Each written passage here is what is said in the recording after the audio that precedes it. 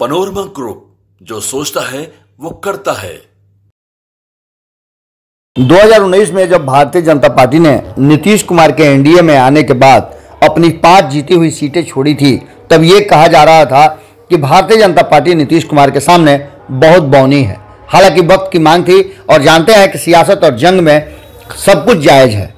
आपको बता दें कि भारतीय जनता पार्टी की तब जरूरत थी कि नीतीश कुमार को अपने पक्ष में रखे और बिहार की सभी सीटों पर अपनी जीत दर्ज करे, जिससे कि दूसरी बार बिना किसी परेशानी के नरेंद्र मोदी को प्रधानमंत्री बनाया जा सके। इस बार भी बिल्कुल उसी तर्ज पे भारतीय जनता पार्टी चल रही है और भारतीय जनता पार्टी ने पहले तो जिस तरह से 2020 के चुनाव में नीतीश कुमार कमजोर हुए, उसके बाद उनको मुख्यमंत्री बनाने के बाद दबाव झेला, उसके बाद धीरे धीरे भारतीय जनता पार्टी दबाव बनाने लगी। इससे यह साबित हो रहा था कि भारतीय जनता पार्टी अब पीछे हटने वाली नहीं है और वो फैसला कर चुकी है कि नीतीश कुमार की जगह पर खुद को खड़ा करके अब बिहार की लड़ाई वो दो तरफा करेगी।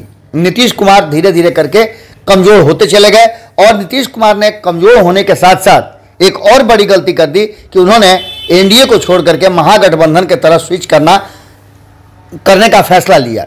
इस फैसले के बाद नीतीश कुमार की रही सही जो प्रतिष्ठा थी वो भी दांव पर लगी और महागठबंधन में जाने के बाद नीतीश कुमार का ग्राफ तेजस्वी यादव के कारण बहुत गिरा। तेजस्वी यादव के कारण इतना गिरा कि तेजस्वी यादव ने सारा क्रेडिट चुपचाप रह करके अपने तरफ शिफ्ट कर लिया। तेजस्वी के समर्थक आज भी ये मानते हैं कि जो कुछ भी हुआ इन 17 महीनों में उसका श्रेय तेजस्वी को जाना चाहिए। इसको लेकर के आपने देखा होगा कि गांधी मैदान में एक बड़ी रैली भी हुई थी। उस रैली में भी अच्छी खासी भीड़ जुटी थी और तेजस्वी यादव ने कहीं ना कहीं वो क्रेडिट अपने नाम करवा ही लिया। अब नीतीश कुमार की बारी थी और नीतीश कुमार एक बार फिर से एनडीए में आ गए थे। उसके बाद कई घटक दल परेशान नजर आ रहे थे। ऐसा लग रहा था कि नीतीश कुमार के कारण एक बार फिर से 2020 जैसी स्थिति हो जाएगी, लेकिन भारतीय जनता पार्टी को यह पता था कि वो स्थिति उसके लिए घातक हो सकती है और उसका घाटा उसको झेलना पड़ सकता है। सिर्फ बिहार ही नहीं, बिहार अगर कोई फैसला लेता है तो देश भर में उसकी गूंज सुनाई देती है और जिसका घाटा भारतीय जनता पार्टी को हो सकता है।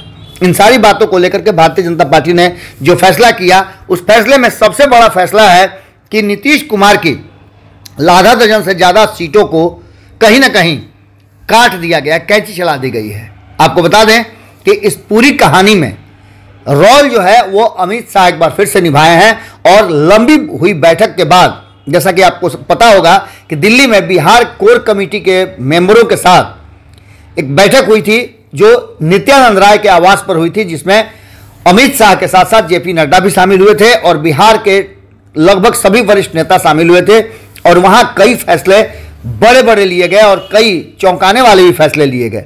उन्हीं फैसलों में से था कि चिराग पासवान, पशुपति कुमार पारस, उपेंद्र कुशवाहा, जीतन राम मांझी और मुकेश सहनी के साथ क्या करना है। इन सारी बातों के साथ जो नीतीश कुमार के हाथ से सीट लेकर के अलग अलग अपने घटक दलों को दी गई है, उसमें से सबसे पहली सीट है जहानाबाद। हालांकि पशुपति कुमार पारस को भी उनसे कई सीटें छीन ली गई है और छीन करके चिराग पासवान को दे दी गई है। जैसे हाजीपुर की सीट की चर्चा हमने आपको पहले ही कर दी।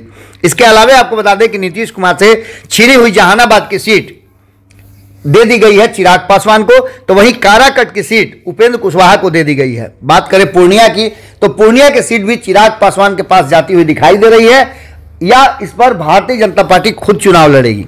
वहीं बात करें तो सुपौल की सीट भी हाथ से निकल गई है, चिराग पासवान के हाथ में आ गई है। अब ऐसी स्थिति में देखना दिलचस्प होगा कि या तो यहां से चिराग पासवान या फिर उपेंद्र कुशवाहा को यह सीट लड़ाया जा सकता है। उपेंद्र कुशवाहा इस सीट पर अपने उम्मीदवार खड़े कर रहे थे। हालांकि बहुत ज्यादा इंटरेस्ट सुपौल पर नहीं बल्कि पूर्णिया पर दिखाया था चिराग पासवान ने। तो ऐसी स्थिति में सुपौल की सीट जो लगातार तैयारी कर रहे थे उपेंद्र कुशवाहा, उन्हें दी जा सकती है। गया की सीट आपको पता है कि जीतन राम मांझी ने पहले ही उस पर अपना पांव जमा दिया है। तो बात करें सीतामढ़ी की, तो सीतामढ़ी में जो बवाल चल रहा था, जो हंगामा चल रहा था, उसके लिए सीतामढ़ी कहीं ना कहीं अब भारतीय जनता पार्टी अपने हाथ में लेगी या फिर इस सीट को चिराग पासवान के हवाले कर देगी। इसके अलावा वाल्मीकि नगर की सीट है, इसको भी छोड़ना पड़ेगा नीतीश कुमार को। इसके अलावा 2 सीटों पे और चल रहा है मंथन, जिसको कहीं ना कहीं भारतीय जनता पार्टी ने अपने सर्वे में आइडेंटिफाई किया था कि इस सीट पर नीतीश कुमार कमजोर है और नीतीश कुमार के कमजोर होने का सीधा सीधा असर भारतीय जनता पार्टी पर पड़ेगा, नरेंद्र मोदी के उम्मीदवारी और उनके उस दावे पर पड़ेगा जिसमें उन्होंने 400 सीटों का दावा किया था। साथी दलों के सर्वे में भी भारतीय जनता पार्टी एक्शन में आ रही है। ऐसी स्थिति में चिराग पासवान और उपेंद्र कुशवाहा काफी इंपॉर्टेंट हो गए हैं। वहीं जीतन राम मांझी और मुकेश सहनी से भी बातचीत का सिलसिला जारी है। आपको बता दें कि पशुपति कुमार पारस और इस बार नीतीश कुमार को बैकफुट पर रहना पड़ेगा, ये बातें लगभग क्लियर हो चुकी हैं। ऐसी स्थिति में आपको बता दें कि जो कुछ भी फैसला हुआ है उस फैसले ने साफ कर दिया है कि आने वाले समय में भारतीय जनता पार्टी ने जो फैसला लिया है उस फैसले को मानने के लिए बाध्य होना पड़ेगा नीतीश कुमार को भी।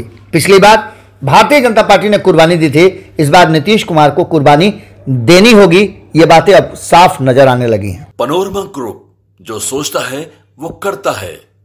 अगर ये वीडियो पसंद आई और वह बिहार के राजनीति और बिहारियत से सरोकार रखेनी तो सब्सक्राइब बटन दबा के चैनल के सब्सक्राइब कर ली। ओजे एगो घंटी बा, ओकरा बटन दबा देला से कुल सटीक और मारक खबर रुआ मुफ्त में मिल जाई। अगर रुआ पत्रकारिता के हमनी के नया प्रयोग में सहयोग कर चाहतानी तो ज्वाइन बटन दबा दी। पेटीएम नंबर नोट कर ली 9386816700। धन्यवाद।